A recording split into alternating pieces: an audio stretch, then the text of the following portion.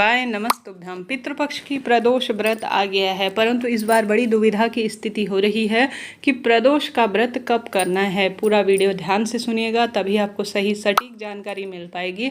साथ ही वीडियो में यह जानेंगे कि आप सभी कौन कौन से इस दिन उपवास करें या नहीं भी कर पाते हैं तो भी आप सभी इन सरल से उपायों को करने का प्रयत्न करना चाहिए। जीवन में रोग, शोक, संकट, कष्ट, दुख, दरिद्रता का नाश होगा और परिवार में आने वाली सभी विपत्ति स्वतः ही दूर हो जाएंगी। सबसे पहला गुरुजी कहते हैं कि अगर आप प्रदोष का व्रत नहीं कर सकते, मंदिर नहीं जाना होता, कहीं कुछ भी नहीं कर सकते, तो सबसे महत्वपूर्ण बेलपत्र पेड़ के नीचे आप लंबी बत्ती का एक दीपक लगाएं और घर के दरवाजे पर कम से कम आपको एक दीपक लगाना है।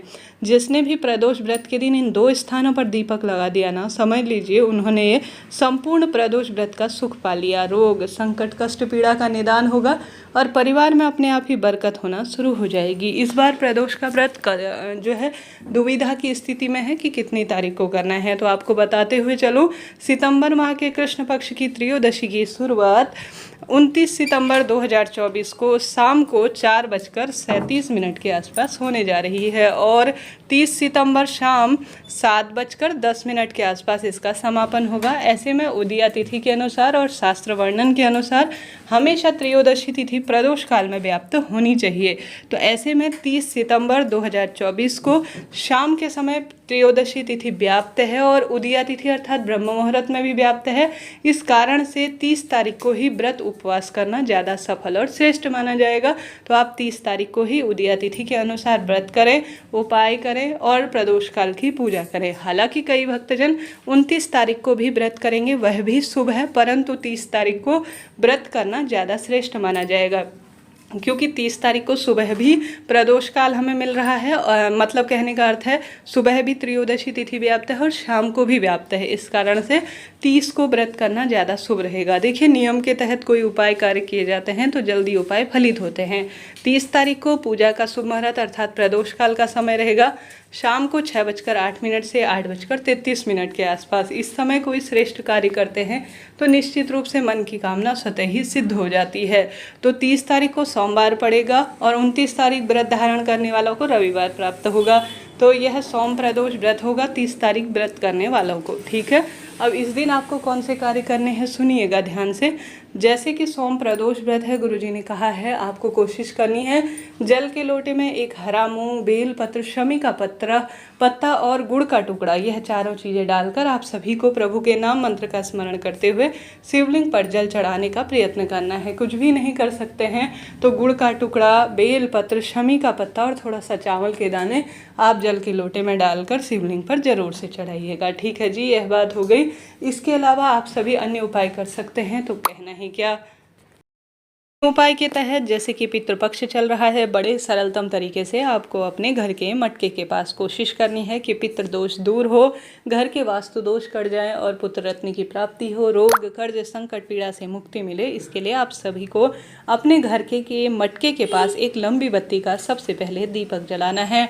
कोशिश करनी है कि यह कार्य आप दिन में 11-12 बजे के आसपास कर सके तो अति उत्तम है, नहीं तो सुबह शाम भी करने में कोई दोष नहीं है। आपको क्या करना है कि एक जो है जैसे मटका रखा रहता है, मटका नहीं है तो जग रखा रहता है, पानी की बोतल ही सही, कोई सी भी अपने घर की रसोई में एक तांबे के लोटे में जल भरें, उसके अंदर रुद्राक्ष डालें। रुद्राक्ष कोई भी मुखी हो चलेगा, कोई दिक्कत नहीं। एक चावल का दाना परिपूर्ण डालिएगा। उसके बाद आप सभी को पूरे दिन भर में इसे रख देना है। रखने के बाद शाम को प्रदोष काल में आप सभी को दाहिने हाथ से इसे ढक लेना है और एक गोल बत्ती का घी का दीपक ले जाकर अपने घर में घुमाने के बाद प्रभु के नाम मंत्र का स्मरण करने के बाद और 5 बार स्वधा स्वधा स्वधा स्वधा बोलने के बाद और सबके घरों में जो है, हमारे जो घर हैं सभी के जीवन में उन्नति हो, समृद्धि हो, ऐसी प्रार्थना करते हुए शिवलिंग पर आप सभी को रुद्राक्ष तो चम्मच से निकाल लेना है और जो जल का लोटा है उसमें आप सभी ने जो एक चावल का दाना डाला है शिवलिंग पर घर में घुमाना है, घर के सदस्यों का स्मरण करना है, नाम गोत्र बोलना है, चावल सहित जल का लोटा आपको शिवलिंग पर चढ़ा देना है। कोशिश करें शिव मंदिर में आप गोलबत्ती का घी का दीपक लगाएं। गुरुजी कहते हैं रुद्राक्ष का जल संकट काटता है, दुविधा दूर करता है, चावल परिपूर्ण करता है, सभी भक्तों को रोग शोक कष्ट संकट पीड़ा से भी मुक्ति दिलाने में सहायक होता है। तो कितना सुंदर उपाय है, करने में क्या दोष है। एक बार सरलतम तरीके से कर लिया जाए तो परिवार में अति उन्नति होती है। यह प्रदोष काल में किया जाने वाला सर्वश्रेष्ठ उपाय है, तो करके देखिएगा, लाभ आपको निश्चित रूप से मिलेगा। तो मैंने आपको सरलतम उपाय बताए, बस आप भले ही प्रदोष व्रत कर पाएँ या न भी कर पाएँ तो भी सोम प्रदोष का सुंदर दिन है, रवि प्रदोष व्रत का सुंदर दिन है, आपको कोशिश करनी है कि आप इन सरल से कार्यों को कर पाएँ। इसके साथ साथ आप सभी को कोशिश करनी है प्रदोष व्रत के दिन घर के दरवाजे पर महादेव मेरे घर आएंगे ऐसी प्रार्थना करते हुए दरवाजे पर एक गोल बत्ती का घी का दीपक लगाएं। घर की रसोई में लंबी बत्ती का दीपक लगाएं। घर के दरवाजे के दोनों साइड थोड़ा थोड़ा आटा रखें। महादेव के शिवलिंग पर 108 चावल के दाने समर्पित कर सकते हैं। सोमवार की पुण्यतिथि होने के कारण, प्रदोष व्रत होने के कारण आप सभी को कोशिश करनी है कि आप सफ़ेद फूलों से शिवलिंग का श्रृंगार कर सकते हैं। पंचामृत, दूध, दही, घी, शक्कर से भी शिवलिंग का अभिषेक किया जाए तो निश्चित रूप से मन की कामना सिद्ध होती है, ऐसा शास्त्र प्रमाण कहता है। तो आप सभी को प्रदोष व्रत के दिन इन सरल से कार्य को करने का प्रयत्न करना है। साथ के साथ प्रदोष व्रत के दिन आपको प्रयत्न करना है कि आप बेलपत्र वृक्ष के नीचे छोटा सा पार्थिव शिवलिंग बनाकर आप पूजन कर सके। कहना ही क्या, इस दिन पार्थिव शिवलिंग पर कच्चा दूध चढ़ाना, जल चढ़ाना पितरों को भी सुख प्रदान करने में सहायक होता है।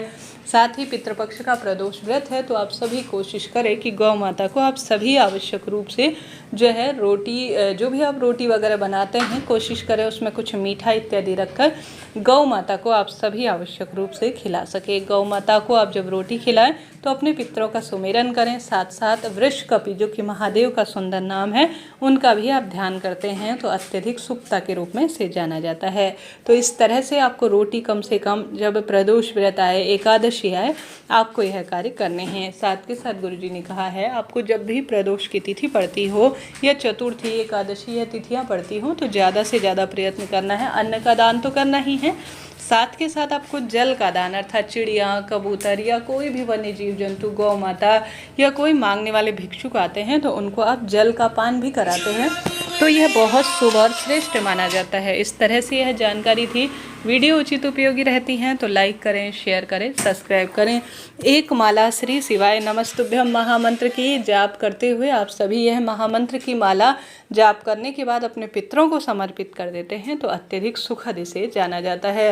तो इस तरह से प्रदोष व्रत के दिन आपको कोशिश करना है कि आप चलते फिरते इन सरल श्रेष्ठ उपायों को कर सके। यह बहुत सुखद होते हैं और अद्भुत इनका परिणाम मिलता है।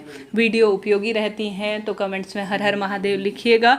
आपको मैंने जानकारी दी कि आपको प्रदोष व्रत कब करना है, पूजा शुभ मुहूर्त, संपूर्ण नियम उपाय वीडियो सही रहते हैं, श्रेष्ठ रहते हैं, ज्ञानवर्धक रहते हैं तो चैनल को सपोर्ट जरूर से कीजिएगा। साथ ही आप सभी मुझसे बात करना चाहते हैं तो व्हाट्सएप नंबर दिया हुआ है।